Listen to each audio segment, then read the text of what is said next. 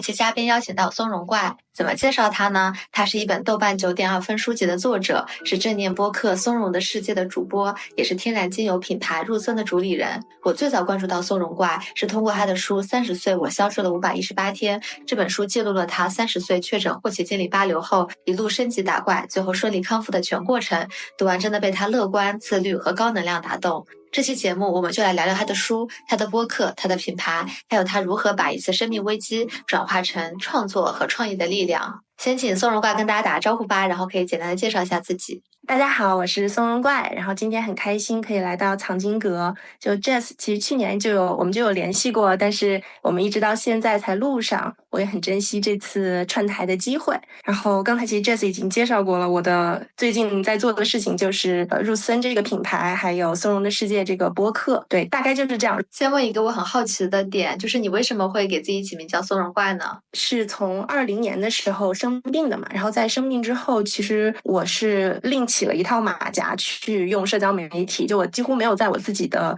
朋友圈或者其他地方有发布过这个事情。当时我在起新的网名的时候，家里正好是8、9月份还是7、8月份的时候，正好很多松茸下来了，然后爸爸妈妈有给我们寄一些松茸，就怎么也吃不完。当时起名的时候就随便起了一个松茸怪。所以你刚刚说你这是一个马甲，所以你当时是在知乎还是在什么平台上有发布当时的过程是吗？诊断过程？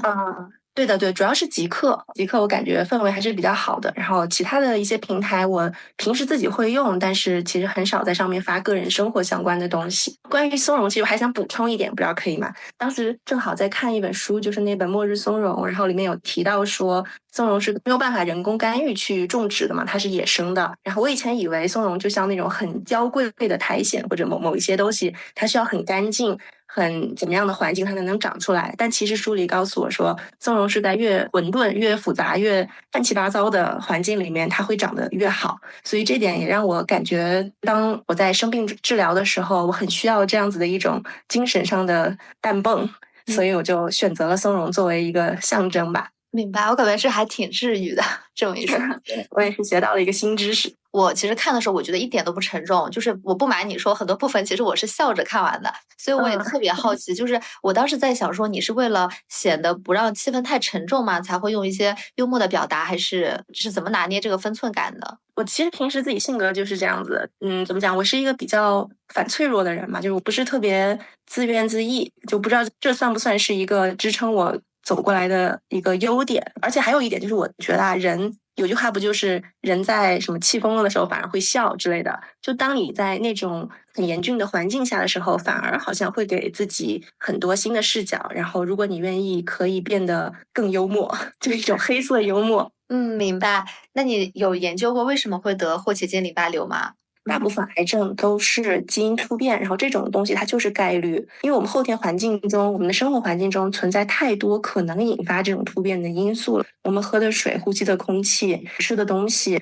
包括我们的休息，甚至就是我在书里有提到嘛，就是我之前经常一周可能要出差3个大洲，可能出差3个国家，就是长途的飞机旅行，就这里面的辐射量其实也是很大的。就我们生活中防不胜防。然后关于霍奇金淋巴瘤这个病本身的病因的话，说法也是非常多的。一种是说跟 EB 病毒有关，民间的说法就可能是它的高发的人群是特别年轻的人，尤其是特别爱运动的人。不知道会不会是因为运动很好，然后身体底子很好，免疫力有点亢进，所以反而容易得这个病。就这个还很难去归因。还有一个比较著名的病友，就是那个苏翊鸣那届的加拿大的有一个世界冠军，他也是霍奇金淋巴瘤治愈之后，然后在那场冬奥会上得了滑雪的世界冠军。我的病友们很多都是年轻，并且像我一样爱运动，然后原来完全不生病，然后一生就生个大的这样的年轻人。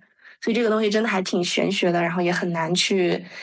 找到那个完全的因素。还有就是血液病，他们都说是跟甲醛，然后包括我在这个火检出来之后，主任也有问过嘛，就是家里最近有没有装修啊什么的，就这个可能也会是一个致病因素。明白。那我看其实16万字也不算少了，所以我们是每天写一点吧。就是因为治疗的过程中，我也能看出来中间有很多很痛苦的时刻，经历了15次的放疗、16次的化疗，所以我们中间是每天都写一点，还是怎么样把这本书完成的？哦，你真的看得很认真。其实不是一口气完成的，就是我是大概在化疗了几次之后吧，我觉得我不想把这些细节忘掉，所以我开始动笔。但是你也看到中间治疗到第8个月的时候是严重的进展了嘛，就是在做那个 PET CT 的时候就显示是最差的5分。就第一次做 PET CT 可能显示它是有治愈有效果，然后效果还很好是2分，然后过了3个月它再查变成了5分，就这是一个重大的打击。本来其实我的这个书稿之前是第一家出版社，我们联系的时候，我是以为我能1年之内顺利的结疗，因为霍奇金淋巴瘤本身是一个有成熟治疗方案的这种很幸运的恶性肿瘤，但是没有想到一开始显示出来治疗效果那么好的我在第2次检查的时候会是最差的一个结果，所以当时我有问过我的编辑，我说我是先把前面的这一系列的书稿，当时可能有8万还是12万字，我记不太清了，就说我是先把这第一部分给到你，然后我继续治疗，我还不知道最后治疗结果怎么样，我们再出下一本书，还是他说我建议你还是先写完，然后我们以完整的故事来出。但是后来其实我是换了一家出版品牌，换了一个我很热爱的读库，他们帮我出的这本书，然后主编6个也是非常喜欢这个文本，所以很荣幸能在他们那里出版。但整本书写下来，其实中间是有断过的，就是在我抢救的那20多天里面，我是没有办法写，然后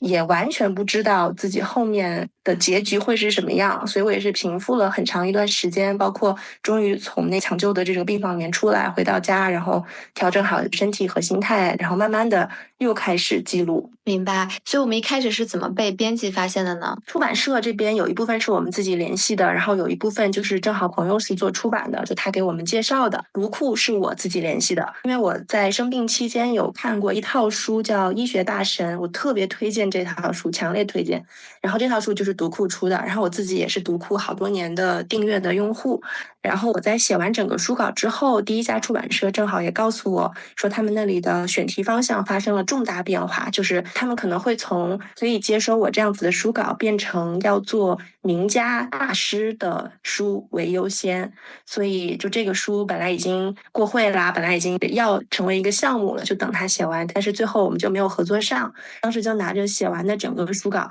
然后我就在想，反正投也是投哪家我也没有什么损失吧，我不如就试试看。我以为最不能上，然后我又最喜欢的读库，因为读库它还是一个要求比较高的一个出版品牌吧，就他出的书品质是非常好的，然后他在他自己的读者的中间的口碑这么多年做下来也是非常好的。我发邮件给读库的投稿邮箱以后，几分钟他们的副主编就给我回消息了，就回邮件了，然后还回了2封，第2封是医学大神的编辑给我回的，编辑老师。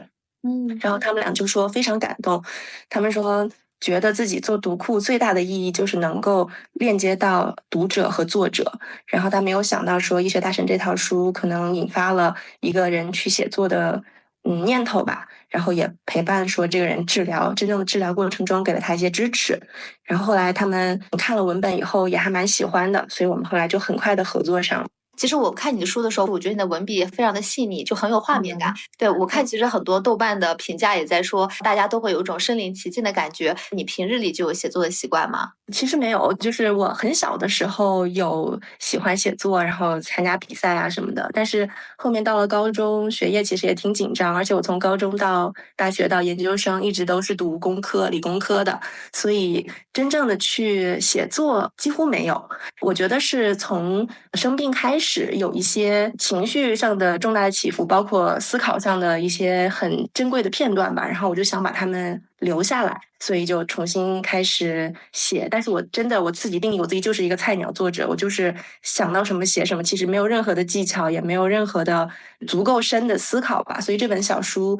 对我来说，它是一个非常朴实的记录。我现在去翻它，我会觉得有很多口水仗的部分，但是也很感谢当时自己写下来，不然有好多细节我现在自己都忘了。所以我们刚开始是怎么会想到把这段经历写成书呢？其实就是想记录下来，因为我自己从小就有记日记、写手账的习惯，然后我又特别希望能够记住一些细节，包括其实我自己有做自己病历的这个整理嘛。因为每次你去见医生的时候，医生尤其是大主任，他们的时间是非常宝贵的，所以我会很认真的去整理，说我过去一段时间做了哪些检查，然后接受了哪些治疗，这些治疗里面用了具体哪些药，什么剂量，是否有发生过变化，然后我做完之后有什么样的反应。因为有的时候像放化疗之后，你会有很严重的，无论是感染还是肝功还是血象的不好，这些东西你都要记录下来，然后自己去寻找一些规律，并且给医生有很好的参考。所以一方面是这样的考虑，另一方面就是我刚才说的，可能我想把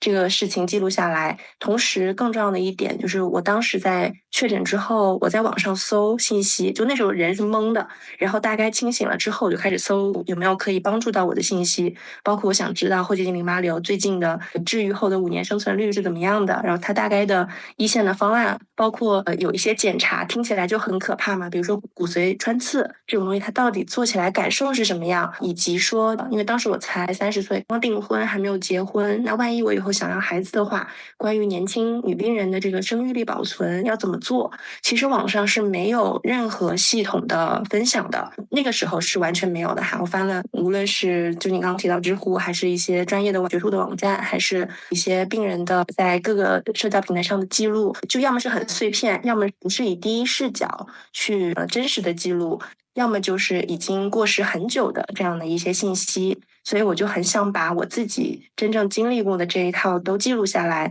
然后帮助到可能有相似情况的人。特别好。其实我在看你书的时候，我一直会有一个很大的感受，就是你在掌控主动权。比如说，你会主动的查阅大量的资料，然后你会自己去选择医生和治疗方案，然后你还创建了一套的支持系统。你刚刚其实也提到了部分，比如说怎么更有效的跟医生沟通病情，怎么样去管理好自己的精力。这件事情其实是挺触动我的，因为我会觉得可能生病了就是听医生的，等待医生的一个治疗方案就好了。但是你会做很多的功课，做很多的准备，你是怎么会保持生病了还有这么高能量的一个状态呢？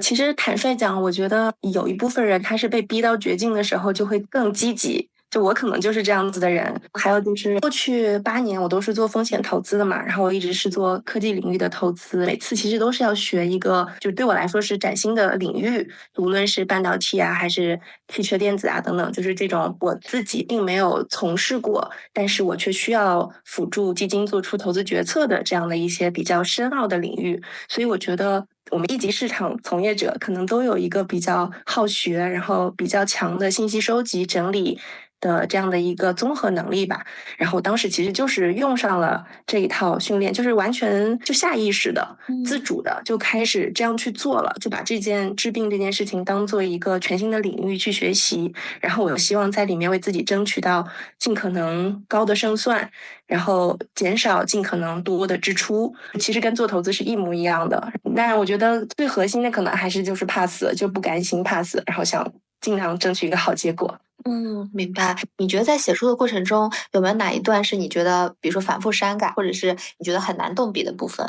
我其实还好，没有特别多，因为首先读库它是一个很尊重创作者的出版品牌，就是基本上你的文本，就编辑老师他不会去逼你去做很大的调整。然后从我自己的角度出发的话，整个故事我就是真实的记录，很多地方它就是客观事实，然后有一小部分是我主观的思考。那这一部分其实我就是想到了什么，我可能就给它记下来，所以没有特别难的。但是确实中间你要是读过，会知道有提到去世的病友，或者是提到一些病耻感，就是我见到的其他病友他们遭遇的困境，就这些，我觉得我需要找到一个情绪和理智的平衡点去写这些东西，这对我来说可能不是那么的顺畅和容易。但是我的想法是，只要保持真实，然后只要保持尊重和爱，其实你写出来的东西，它就是没有那么难的。其实病耻感那段也给我留下了比较深刻的印象，就看的还挺让人难过的。就那个女生，她生病了，然后不敢告诉父母，不敢告诉丈夫，害怕他们埋怨她。对，是的。其实还见过很多可能比这个情况更严峻的一些病友，但是我要么是对人家了解的不够深吧，可能只能展现出来非常薄的一面，或者就是可能别人不愿意被记录下来，所以我就没有写进去。但其实有很多病友他们的整个诊治的里面能感受到病耻感是非常强烈，然后他们的境况也是很艰辛的。然后我也挺好奇，就是你经历了这一场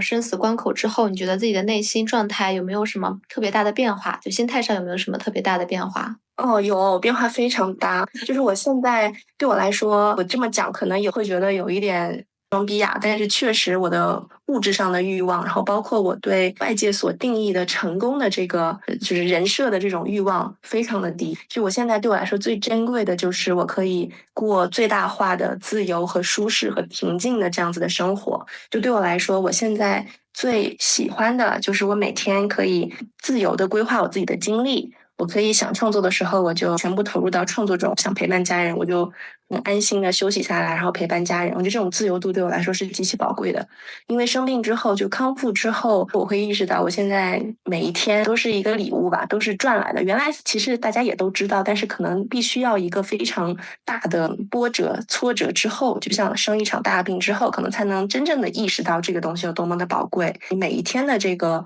生活的状态，到底什么样才是让自己最舒适的？我觉得这个是我现在理解的比较清晰，并且我也很高兴自己能够去实践的这么一个事情。其实我能意识到因为我当时看到你在做播客的时候，我第一反应就是播客更多是为爱发电，因为播客对这种播客就商业化本来就难。然后第二点就是我看你在做精油，就是香氛精油，肯定不是一个特别赚钱的一个赛道，所以我就觉得你完全是，就我能感受到你现在状态就是很 peace，然后你没有在追求赚钱这件事情了。对，其实我们做投资都知道，我如果是一个想做大事业的人，我可能创业不会做像精油这么小众的东西，我可能会去做科技相关的，因为本身我也是理工科，然后本身我也做了那么多年的科技投资人，可能会有关系很好，然后我有很看好的这样的合伙人，我们可以去合作做一个能拿大投资或者怎么样的事情哈。就如果想去做的话，可能我会去尝试这样的事情，但是对我来说，这个好像吸引力现在没有那么大了。就首先我会觉得，就随着这种大项目而来的，会有很大的压力。就包括这几年，我们可能会看到投资人和创始人之间的这种撕逼越来越多嘛，就是因为大家都面临着很严峻的环境，然后大家都需要一些回报，都需要一些对彼此的苛刻要求，所以就不是再像以前那样一团和气了。那这种其实对我来说会是不舒适的。坦率说，它就是让我不舒服。我可以去处理这样子的冲突，或者去解决这样子的问题，但是对我来说，我更希望把我的精力放在感受到平静、愉快、喜悦，然后包括我去创作出来的东西，无论是内容也好，还是我这个品牌的产品也好，我收到很多来自四面八方的好的反馈。这个让我会感觉到幸福。就我现在可能就是一个想要自己做类似这样的好的事情吧，然后它注定是赚不了大钱的。对，其实我刚刚还在想说，就是我觉得创作的过程就是很美妙、很有幸福感的。其实你现在不管做播客，还是你在做品牌，还是你平时的画画，其实它本身都是在创作。反正对我来说，我做播客，我就觉得也算是一种创作，因为我可以自己选我喜欢或者想要聊的嘉宾。是对，的。我记得你在书里面多次提到了你在治疗的过程中会使用正念冥想，而且我好像在哪里看到说你已经有8年的正念的背景了，是吗？对，练习是有的。我最早接触到它，可能是8、9岁的时候。我很小的时候，当时我还记得是翻看《米老鼠》杂志，我就看到它最后一页有提到说瑜伽，然后我还忘了是在哪里看到了正念这个概念。我记得非常清楚，就是因为8、9岁的时候看到了那些书，然后我就开始学着书里面练习，就是莲花坐，就是双盘。所以我一直到现在，其实我的柔韧性。哦，我还看到一句话是说，你的脊柱有多年轻，你就有多年轻。所以我一直从那个时候到现在都保持着，比如说后弯的这样的练习，从那个时候起一直到现在，其实都有给我带来很好的帮助。然后真正的练习正念，就真正的去冥想，可能是在16年左右。然后那时候也有很多机会去美国、印度这样的国家出差，然后我就会到当地去找老师去学习，然后去体验。然后从那个时候开始到现在，可能就算是正儿八经的去练习正念。然后最重要的课堂其实就是生病期间，从2020年开始，然后到2021年底，就这段时间，我觉得正念冥想是真正的嵌在了我的生活里，就它真的变成了一个生活的一部分，而不是说我需要像找时间去健身房那样，就是找时间去练习的这么一个东西。然后我是真正的感觉到了它给我带来了什么样的帮助，所以也就是后面做了这个播客。所以你在治疗期间，刚刚提到你也会时不时的正念，那你觉得当时就是正念对你最大的帮助是什么？有几种场景，我觉得都会有帮助。就最宏观的来说，可能就是它让我整个的治疗的期间心态都非常的好，就是头脑是清醒的。我会看到一些病友，就是他们在确诊之后就是非常的恐慌。你可能也听说过有人就说，癌症其实大家不是被病本身拖死的，而是被吓死的嘛。我觉得是有这个状态的。然后霍奇金淋巴瘤它又是一个年轻人得的病，当我们这么年轻遇到癌症的时候，你的心态绝对会崩，每个人都会，只是说你什么时候能意识到自己有一些别的选择，我可以不沉溺在这种我崩掉了，我完蛋了的想法里，而是去寻找一些往前走的更好的可能性。正念冥想在我整个治疗过程中都给了我很强大的这种精神上的支柱，就我能意识到说我现在是什么样的状态，我不会去为没有发生的事情太焦虑、太恐惧，也不会为过去的事情而懊悔，而就是踏踏实实的待在这个就是此时此刻，该治疗就治疗，该恢复就恢复，该做一些让自己开心的事情，比如说写作或者画画，我就去做，每一天都过得很踏实。然后具体来说，有几种场景对身处在重大疾病中的人非常有帮助的。一个就是遇到疼痛的场景，你很多疼痛感觉其实都是身体传给大脑的信号，但是更进一步是我们的恐惧放大了这个信号。所以当你知道说我对疼痛的感觉其实有一部分它并不真实，那这种情况下，感受到的恐惧和疼痛本身也会减轻很多。其实，在书里面也有写嘛，就是我做骨穿的时候，我是怎么样去感受那个针是怎么扎进来，就我会告诉自己现在在做什么，然后可能我会感觉到什么，并且去仔细的感受真实的那个感觉。那整个过程，其实我的注意力没有被因为疼痛而带来的恐惧带跑，就我的注意力是踏实的、平和的，所以坐下来其实也没有太害怕。对，说到这个，我记得你在书中有描写过一段，就是你当时好像是在做增强 MRI，对，然后我记得你在里面说你很想吐，然后你会假装自己在潜水，然后来转移注意力。对，我觉得很妙哎，就是因为我小时候就很恐飞，然后我坐飞机的时候我就非常的害怕，我就会想象我可能是坐在一个摇晃的船上，我就一直都是从小就会靠想象力来帮我减轻恐惧。是的，这是一个很好的方法。我们这种算是正念冥想吗？其实是算的，它就是一种视觉化想象。就我们待会儿也可以再深入的聊，它这就是在当你遇到很强烈的情绪的冲击或者环境的刺激的时候，你意识到自己其实处在一个不舒适的状态里，然后你意识到自己不用被这种害怕的情绪或者不舒适的感受去带跑，所以你为自己创造出来一个非常安全、非常舒适的空间。你用的可能算是视觉化想象的这个就 visualization 这个技能，就是正念冥想技能。然后你在这个中间得到了平静，你重新让自己又扎根在这个时刻、这个地点，获得了很好的疏解。其实这就是正念训练。明白。刚刚你在说我们生病中会用到的正念场景嘛，然后还有什么吗？然后还有就是，当你的治疗遇到瓶颈的时候，虽然说霍奇金淋巴瘤是一个能治愈的癌症，但是我是一个非常惨的病例，我得的很可能是复发难治型的霍奇金，所以我中间的治疗就是失败的彻彻底底。在挫折中的挫折中，你可以怎么样去应对？其实这里我觉得也是正念冥想帮助我去度过这个难关。还有就是很重要的一点是身份的变化。当你被困在病床上的时候，你没有办法工作，你的社会的角色其实是被削弱了很多的。以及自己特别在意的一些东西，它可能就会失去，被迫失去。那这种时候，我可以通过正念冥想，我意识到说，本身这些东西它就是人为造出来的概念，或者它对我现在并不是至关重要的，不必被它影响我的整体的情绪，我整体的状态。我可以在后面通过自己的努力去开创一个新的天地，获得一些新的更有意思的东西。就可能会自我宽慰吧，然后就不会特别的死脑筋，可能会意识到自己其实有各种各样的选择。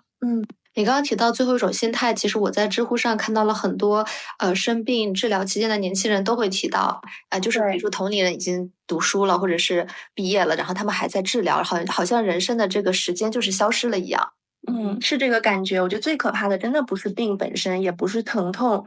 最可怕就是虚无感，就是说很荒芜的感觉。你的时间好像就一文不值，你就只能被困在医院的那个时间表里面，该上药了你就必须去上药，该做什么检查你就必须去做什么，就你没有任何自主规划、自主控制的那种感觉，整段时间就变得像一块荒草地一样废掉了。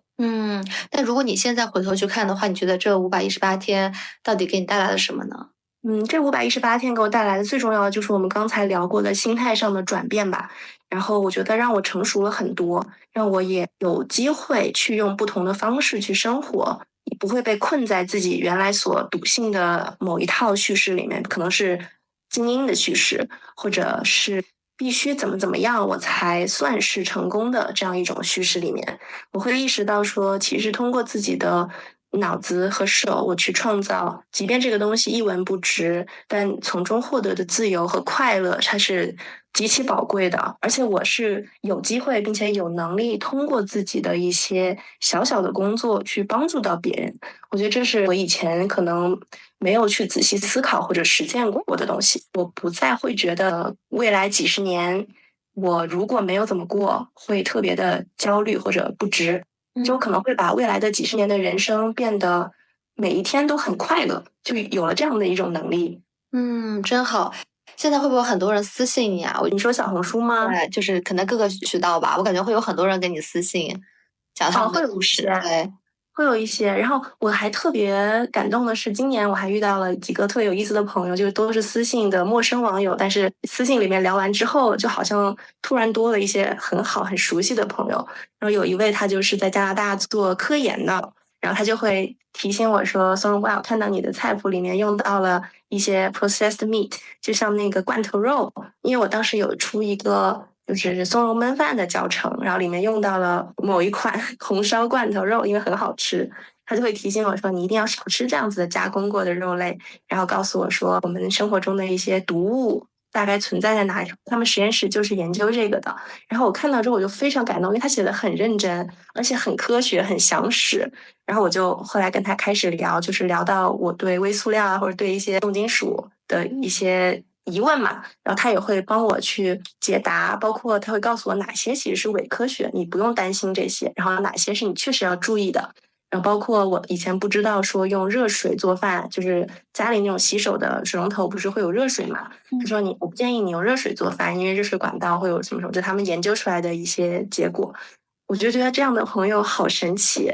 其实我今年认识的这种有意思的朋友不止他一位，但是每一位都让我感觉到，就是陌生的人海里面愿意向你发射一些善意过来的人，他们因为可能我以前写的一些书，或者因为我现在做的播客，他们能够来到我面前，我会觉得人生好美好。是的，我还挺好奇，就是因为正念给我的感觉就是一个，就是你刚刚说的活在当下嘛，这是他们倡导的。如果你像一个从未接触过的人去解释正念，你怎么解释呢？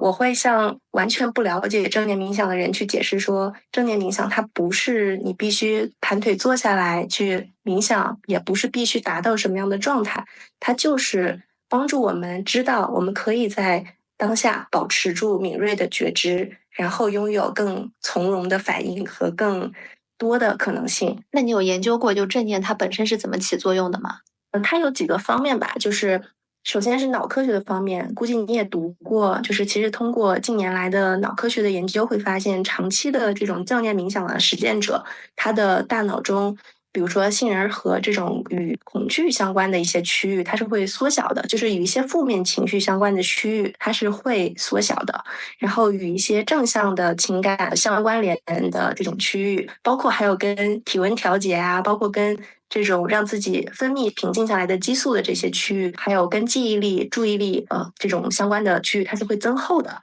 就是对人有益的一些区域，它是会增厚的。所以这是脑科学上看到的效果，就是我们也经常会听到那个词，就是大脑可塑性嘛。虽然我也看到一些文献说大脑可塑性可能是一个伪命题，但是这个我觉得可以保持跟进，然后去了解更多。从情绪的角度，因为我们有很多的情绪都是外界刺激下产生的嘛。然后我们现在的社会，其实每一天我们要被暴露在极大量的信息中，我们很容易被虚假的思维给带跑。就是思维其实它不一定是真实的。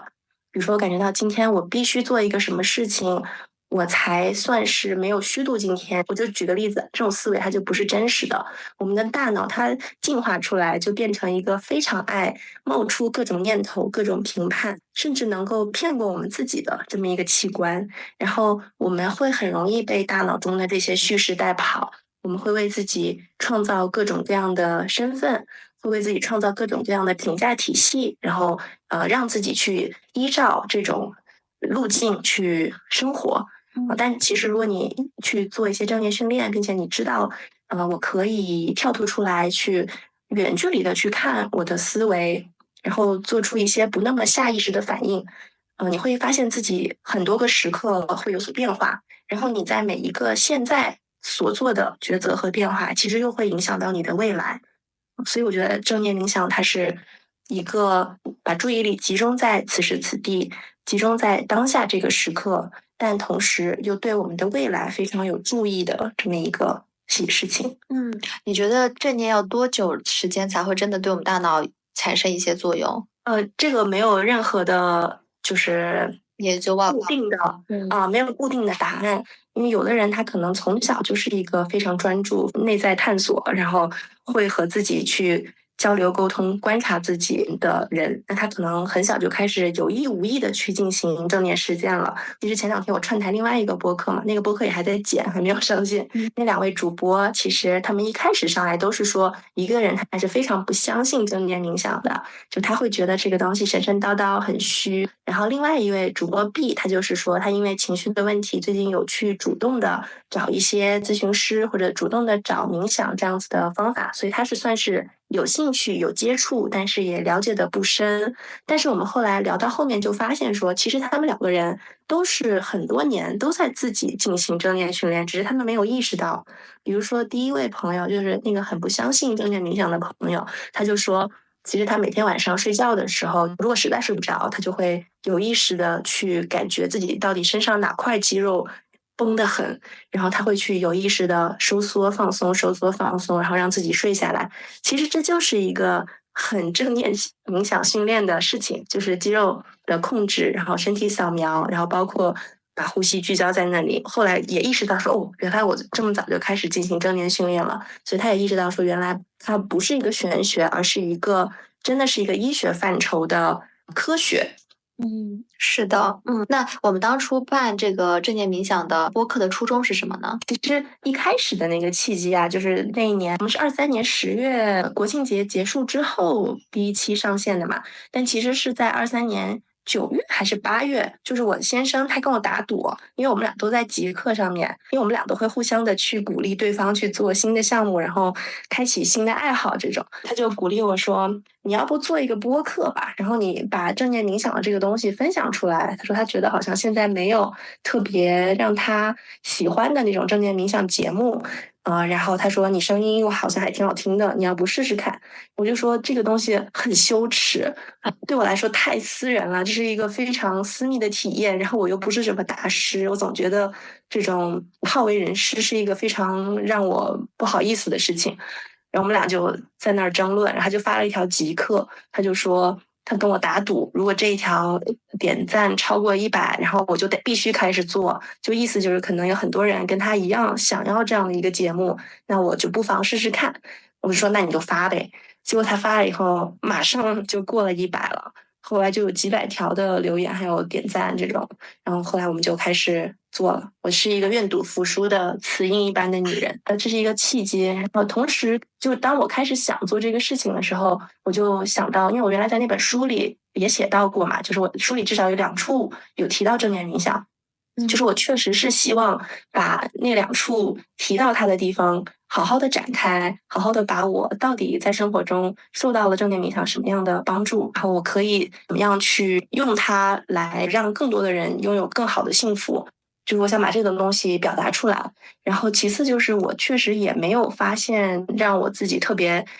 幸福的正念冥想的入门的课程也好，或者是播客也好吧。因为你知道现在其实市场上有很多选择，每一位老师其实都有自己的风格，然后都有自己的拥趸嘛。我觉得这个是很好的现象。我需要找到一个我喜欢的风格，然后我信任的老师，然后来开始这趟旅程。这个也是我的一个出发点，就是我希望能够做一个非常系统化，然后非常科学的，没有任何不科学的色彩，以及提供强大的情绪陪伴的这种正念冥想的播客。我后来感觉，可能我也是把它看作一个小小的使命吧，就是因为，我觉得陪伴这件事情是我们现代社会非常稀缺的。我有很多听友，就是我很感谢他们，是因为他们愿意从一开始，可能我们还互相不认识的时候，他们就来到了松茸的世界，然后每天听，每天写很长很长的练习记录，跟我分享他们练习后的感受，或者在这里倾诉他们这一天遇到的或好或坏的事情。就是这种信任以及这种互相之间的托举，我觉得是非常难得的，就任何财富都换不来的这样一种感受。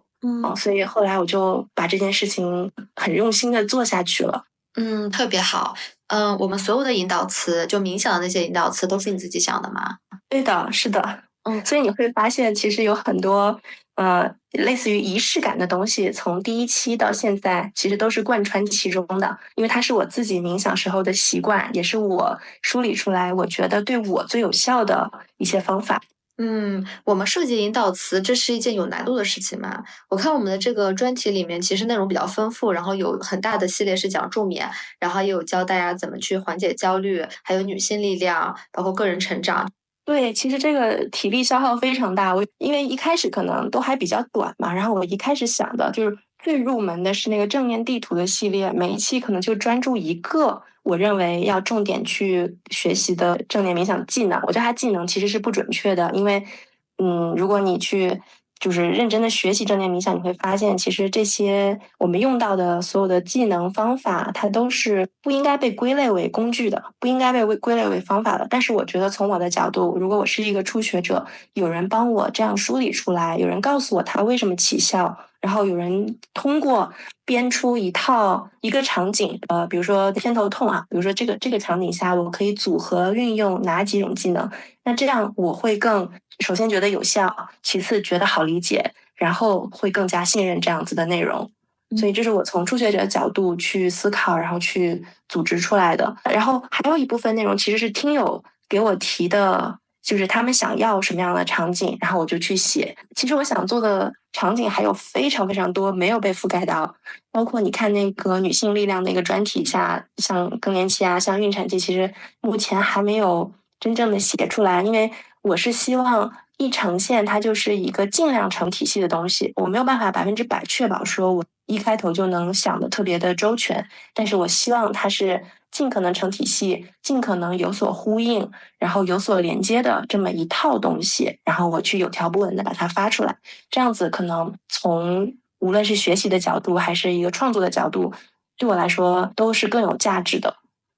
明白。因为我们现在一直在做输出嘛，那我们肯定还有输入，所以我们的输入是靠读大量的正念相关的书籍吗？还是怎么输入呢？输入是这样子，就是其实最重要的是自己的实践，就是每日的实践，包括生病期间你高强度的实践，这种一手的经验，我认为是最重要的。你去读一些卡巴金教授，就是正念减压疗法的创始人，他的书，他也会说，就是你不用迷信任何一个老师，你不必迷信任何一个信息输入源，最重要的就是你每天能够踏踏实实的坐下来，抽出几分钟去训练。然后你把正念作为你的人生的习惯，去长长久久的坚持下去。在他们的那个正念减压门诊，所有的老师也都必须要求，就是你要把正念当做自己真正的生活方式，而不是一门课去教。你要去练，你才会有收获。包括你会发现，可能在我的那个音频里面有很多细微的提醒，也是因为我自己在练习中，我感受到这个地方我需要这么一个提示，可能会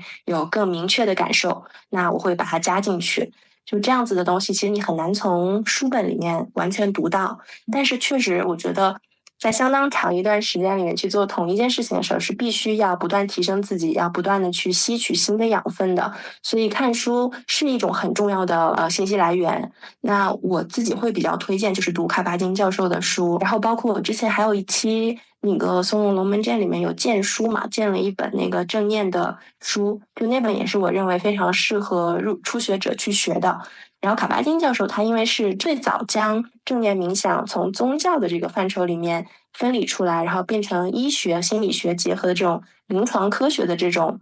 范畴的学科，就他是这样的一位领军者，所以他在整个世界范围内正念冥想这个领域里面都是当之无愧的这种标杆性人物，所以你去读他的书，其实是能获得就很丰富的输入的。但是，有一个小小的缺点，就是可能他写的会比较的，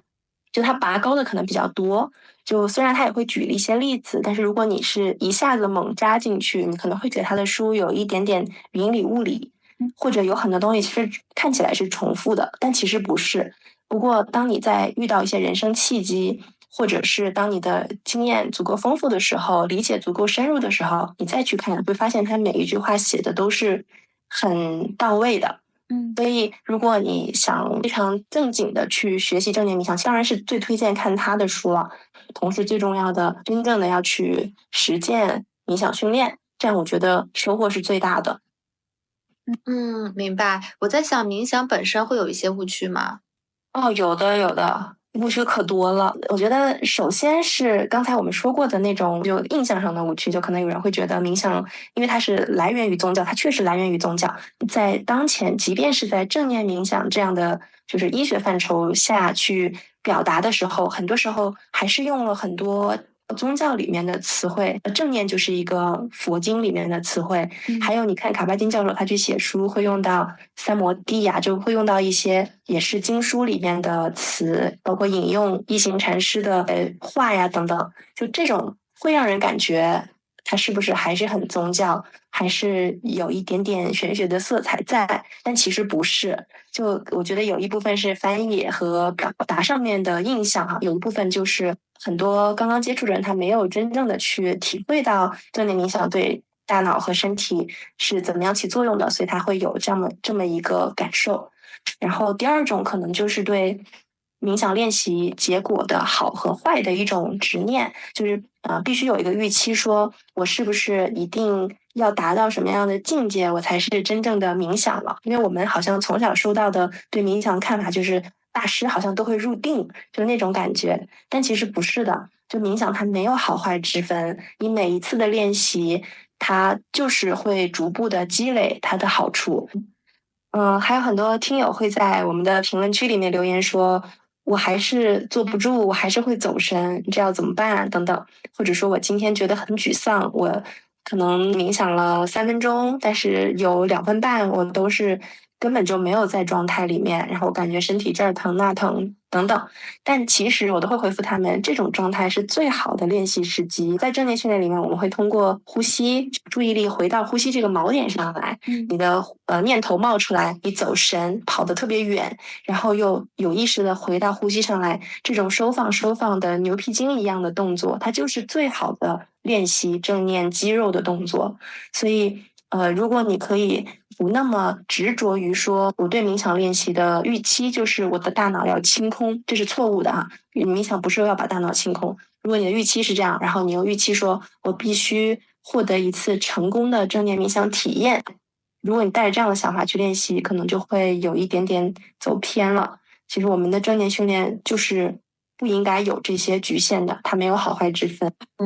那就说到我们品牌吧，入森。其实你有在书里面解释说你为什么想要创业做精油，但是以防大家不清楚，要么你再说一下，就你创业做精油是出于什么样的契机？我当时从上海治疗失败了之后，我就回到北京去接受二线疗法，就是更厉害的一轮化疗和放疗。那在北京的病房里面住的时候，我当时第一次发现病房里面可能要住6、7个人，就都是女孩子啊，但是人还是蛮多的，然后整个的环境就是比较一般，所以我后来的住院中，我都会带上自己做的帮助睡眠，然后帮助净化空气的这种植物精油，因为我特别喜欢闻它的味道。就是我从小就是狗鼻子，我在家里要负责检查煤气罐有没有泄漏，或者我要检查某个东西有没有坏啦等等。然后我鼻子真是有一点过于灵敏，就像现在我们做精油的时候，不同的原料，比如说它到底是德国洋甘菊还是罗马洋甘菊，就这种就确实一闻就能闻出来。所以我当时在病房里面，我把这瓶精油带着的时候，也分给了一起住的朋友。那天就是我发现所有的病友他们都很喜欢我调的那瓶油，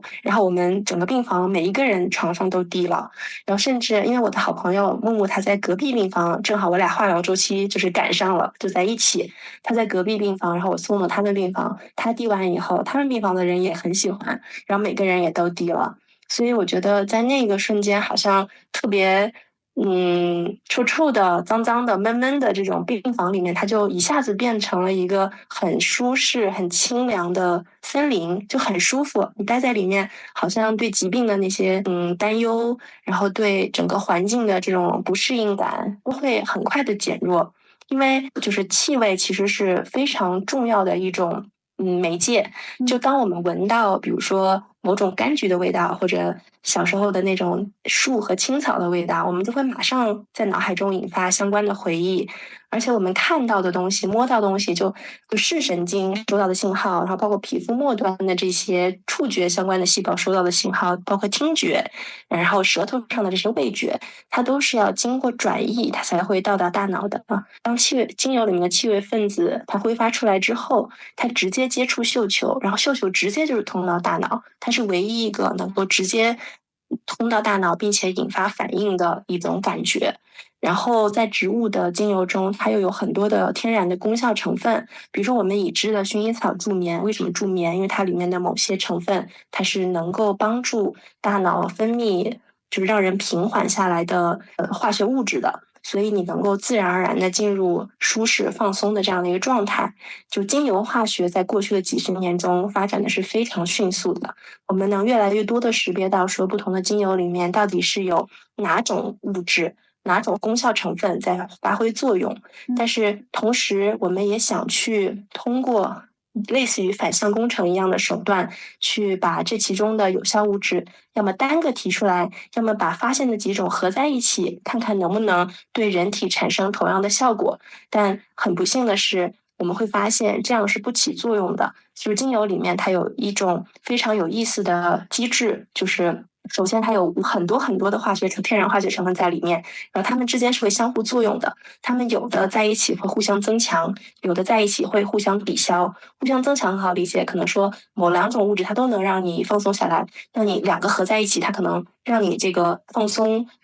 入眠的这种功效就会更强。然后后者就是互相抵消，它其实更多是在一些毒性上，比如说在玫瑰的精油里面，它就有一种物质，它是单独用是对人体有害的，是致癌的。但是你在玫瑰的精油作为一个整体，就是天然的整体，你去使用的时候，它因为有其他成分的存在，它的这个毒性是会降低的，几乎没有，就降低到对人体无害的程度。所以这里面实验室是没有办法完全合成出跟自然界一模一样的精油的。所以现在我们还是依赖，就是从植物里面去通过蒸馏萃取的方式，所以我们还是依赖植物在这么几亿年的进化中产生的这些化学物质，依赖它们带来的天然功效，去帮助我们的神经系统，帮助我们的大脑和身体去获得一些抚慰也好，或者一些激励也好，各种各样的一个效果。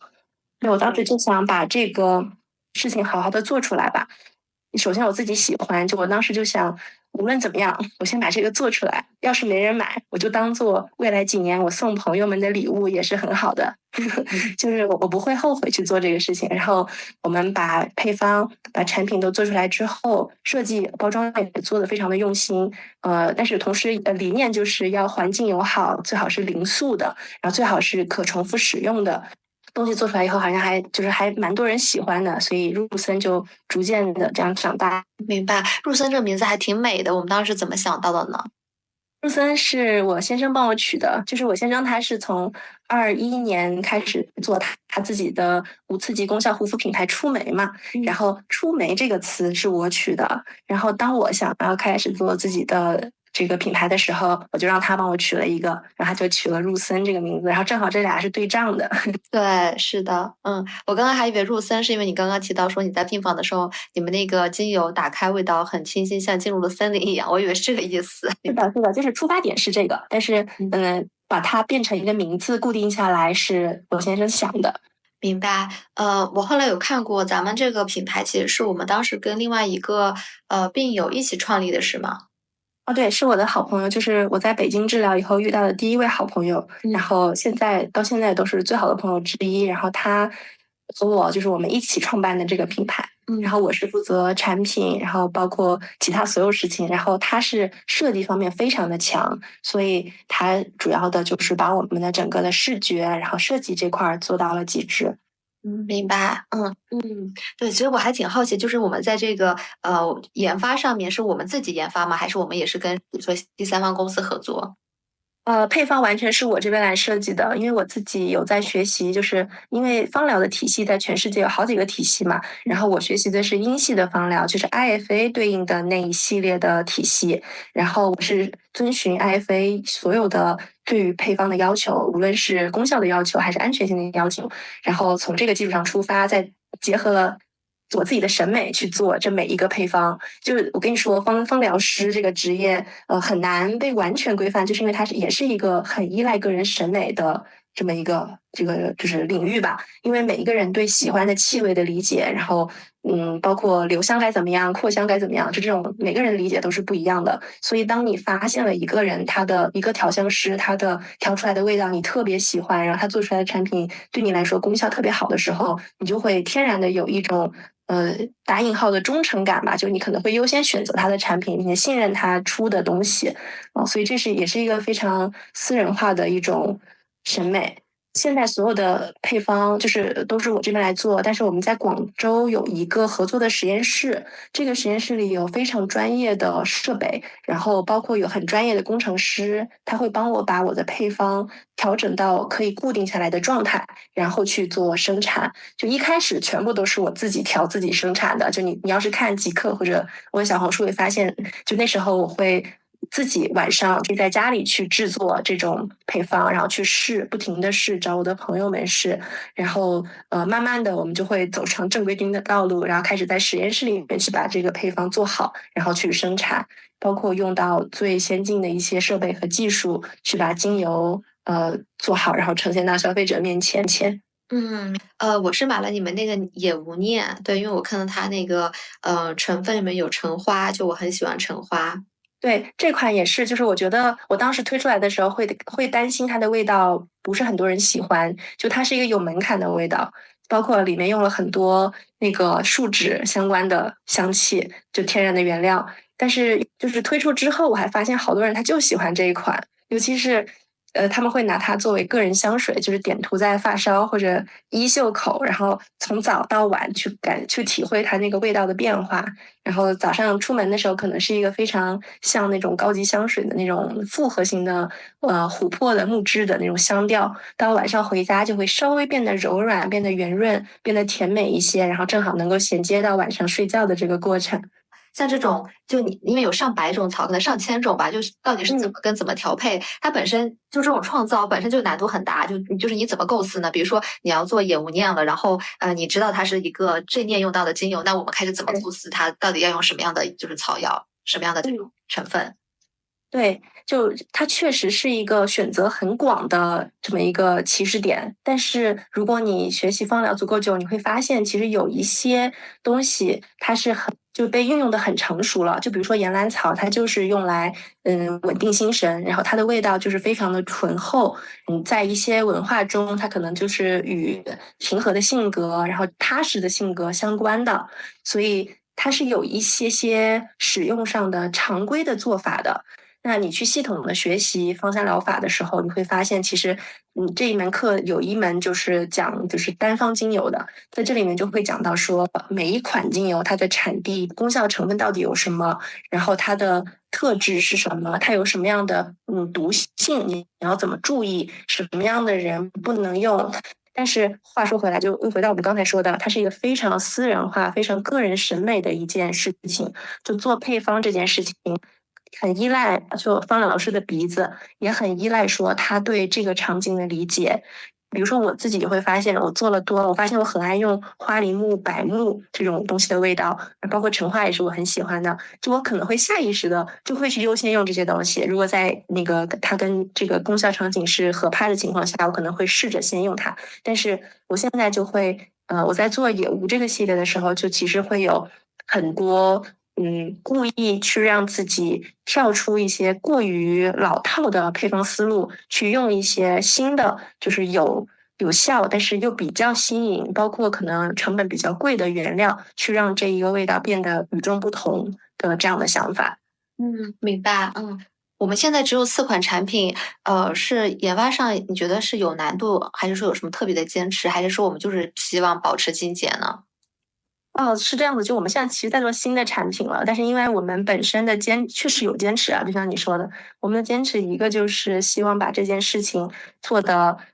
把所有的东西能投入的东西都投入到成本原料上，我们不会花1毛钱去做营销，然后也不会花很多的这种钱在就是虚无缥缈的东西上面，可能更多的还是扎实的做产品这件事情。所以我自己要做每一款配方，我自己的精力也是比较有限的。说实话，我可能绞尽脑汁能把这4个做出来，已经占用了我相当多的时间。但是他们绝对不是我们的终点。就我们现在已经在做新的产品了，包括我可能观察到，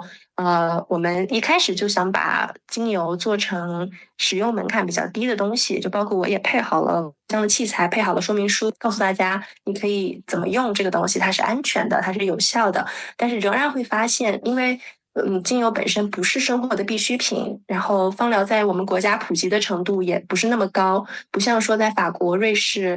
包括英国、德国，他们这个芳疗是作为一个很重要的辅助疗法或者正式的疗法去参与到医学中间的，就参与到真正的治疗中间的，然后也是有很严格的这种医学的资质是需要去考的。那在中国，它可能更多的是一个古代我们知道会用一些香的东西在房间里面熏香或者点香，有这些意识。但是现代的芳疗，其实在我们国家渗透的还是非常的浅。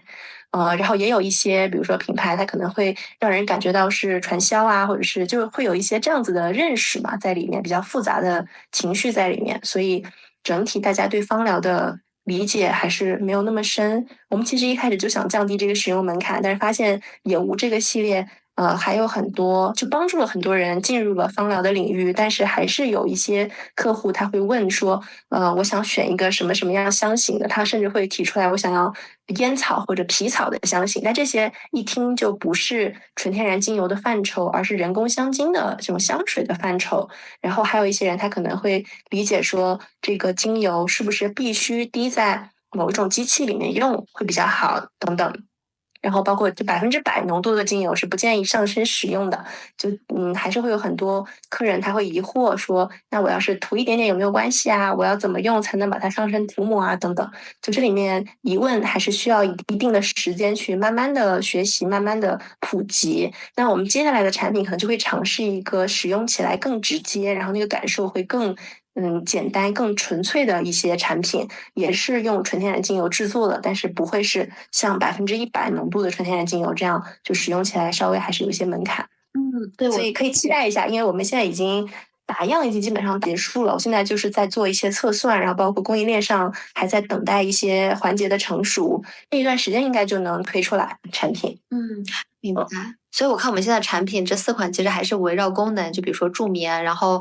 调整情绪，正念的时候可能帮助大家放松，根据这些来展开的。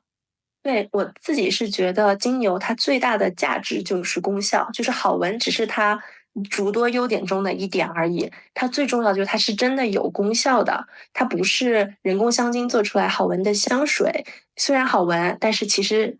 多多少少对身体是有一些害的，因为它里面会有一些与生育啊、生长相关的激素相关的一些有毒的化工原料吧。但这个肯定是控制好量的，只是说从我个人的角度，从我生过病的这样的一个角度来说。我会比较谨慎的去使用，无论是点燃的香薰也好，还是点燃的蜡烛也好，还是说那种香水也好，我非常喜欢自然而且比较安全的纯天然精油，然后同时它又具有很明确的、很强的功效。就我们刚才说，一个是它能直接到大脑，然后去影响我们分泌一些激素，然后一些与那个生理活动相关的这种大脑的区域。第二个就是它里面的那些天然的这种功效成分，它是丰富的，而且它是没有办法在人工的实验室里100%合成的。所以对我来说，功效永远是比它多好看或者多么梦幻的味道来的要更重要的一个点。你刚刚提到的，我特别诧异，就你说我们其实不太营销，对吧？就也不想在上面花钱，所以我可以理解从我们做入森开始，基本上都是，比如说可能是你的播客的粉丝，可能是你小红书的粉丝，大家是通过你才关注到这个牌子的。也有自然了来的流量，但是很多朋友确实可能一开始会是通过那本书或者播客去了解到我们的，但也有一些是通过比如说芳疗相关的资讯，他看到我们，然后也会来试一试，然后变成老客户的。对，但是确实我其实是蛮想铺一些线下的渠道，或者铺一些就更广泛的这种线上的渠道。但是一个方面就是我们确实那个成本比较高，所以我没有办法给到很有诱惑力的分佣。然后第二个也是说我自己的理念就是1毛钱营销费用目前都不想花，所以还是坚持现在的这个做法吧，一点小小的坚持。像其实我先生他的那个品牌出梅也是一样的，也是1毛钱营销费用也都没有花过的。我们都是靠品质，然后靠产品，然后获得自然的复购和自然的这种增长。但是也注定不会是一个非常大的大生意。但是我就感觉自己好像在那种村里的小街道上开了一家小小的店铺，然后会经常遇到熟面孔。会有很多人，他有事儿没事儿过来跟你打个招呼，看看你在干嘛，然后买买你的东西，聊聊天，就大概是这种感觉。明白。那你希望入森给用户，就是或者是你觉得入森传达的是一种什么样的价值呢？我觉得它是一个小小的提醒和一种小小的陪伴，就是它会提醒我们所有的用户说，你可以在生活中引入更多对自己的关照，你可以在生活中选择稍微出来喘口气，走到森林里面去放松一下，然后陪伴，也就是说，当你把这个精油或者把我们附带上的那个红桃松果扩香器或者小蘑菇扩香器拿在手里的时候，你会从触觉，然后嗅觉，包括视觉，甚至有听觉的各种层面，你会感受到非常切实的这种温暖，然后你能感觉到一种有一点点被治愈、被放松的这种感觉。这是我希望这个品牌能够带给大家的吧，就是一座你可以随时来休息的手边的小森林。那要不我们今天的播客就到这里。那先这样，谢谢，拜拜拜。拜。